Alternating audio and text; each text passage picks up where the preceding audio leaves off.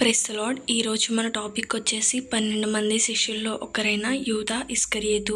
ఈయన దేవుణ్ణి ఎందుకు అప్పగించారు, అసలు ఏం ఆశించి అప్పగించారు, అలాగే ఈయన వృత్తి ఏంటి, వీటన్నిటి గురించి ఈ వీడియోలో మనం తెలుసుకోబోతున్నాం. యూదా అంటే స్తుతించువాడు అని అర్థం, అలాగే కీర్తి పొందినవాడు, కీర్తించువాడు అని కూడా అర్థం వస్తుంది. మొదటిగా యూదా ఇస్కరియోతు అనగానే మనకి 12 మంది శిష్యుల్లో ఒకరని తెలుసు కదా. అయితే అదే పేరు ఈయనకు వచ్చింది, 12 మందిలో ఒకరని ఈయనకి బిరుదు.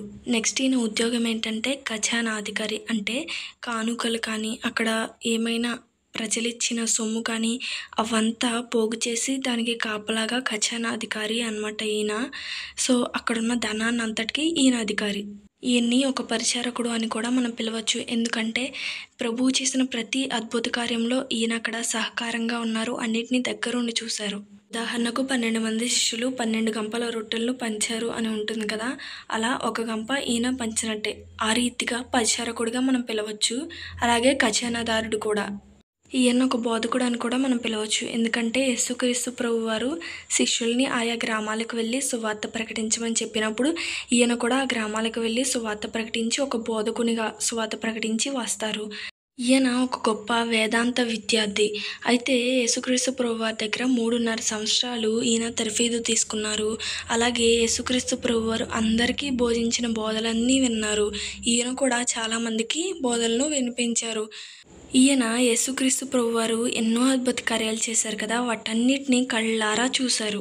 ఉదాహరణకు రొట్టెల్ని ఆశీర్వదించి గొప్ప జనాంగానికి పంచిపెడతారు కదా, ఆ విషయంలోనూ మృతులను సజీవులుగా చేసినప్పుడు, దయ్యాలను వెళ్ళగొట్టినప్పుడు, రోగుల్ని బాగు చేసినప్పుడు, గాలి తుఫాన్ అణిచినప్పుడు, ఇంకా అనేకమైన అద్భుత కార్యాలన్నింటినీ కళ్ళారా చూసి ఈయన ఒక సాక్షిగా ఉన్నారు. ఈయన అనుకునేవారు యూదా గోత్రపు కొదమసింహం అని యేసుక్రీస్తు ప్రభువారిని అంటారు కదా. యూదా అంటే నేనే, యూదా గోత్రం అంటే నా గోత్రంలోనే యేసుక్రీస్తు ప్రభువారు జన్మించారు అని అనుకునేవారు. నిజమే, యూదా యేసుక్రీస్తు ప్రభువారికి వంశకర్త. ఎలా వంశకర్త అంటే యేసుక్రీస్తు ప్రభువారిని అప్పగించే విషయంలో గోత్రకర్త. ఇంతవరకు యూదా ఇస్కరియోతు ఎలాంటి ఉద్యోగం చేశారు, ఎలాంటి అధికారాన్ని కలిగి ఉన్నారు, అలాగే దేవునితో సహవాసం ఏంటి అనేది తెలుసుకున్నాం కదా.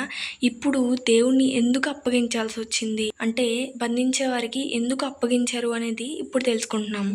ఆయన హృదయంలో ఒక పాపం ఉంది. యోహాన్ గారు రాసినట్లుగా ధనాపేక్ష అనే చెడు ఆయనలో ఉంది కాబట్టి లోకంలో వచ్చే ధనం కోసం ఆయన ఎంతగానో ఆశపడ్డారు.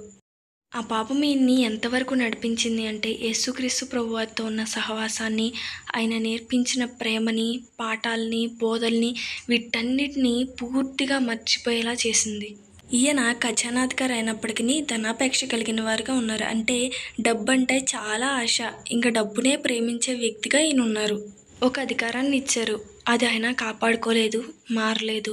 అలాగే దేవుడు ఆయన్ని ఒక బోధకునిగా చేశారు, అయినా ఆ బోధని చూసి కూడా ఆయన మారలేదు. అలాగే దేవునికి పరిచారకుడిగా ఆయన ఉన్నారు, పరిచారం చేశానన్న సంగతి కూడా జ్ఞాపకం ఉంచుకోకుండా ఆయన బుద్ధిని మార్చుకోలేదు. ఏ తప్పు లేకుండానే ప్రజలందరూ యేసుక్రీస్తు ప్రభువారిని సభలకి, తీర్పులకి తీసుకెళ్లారు.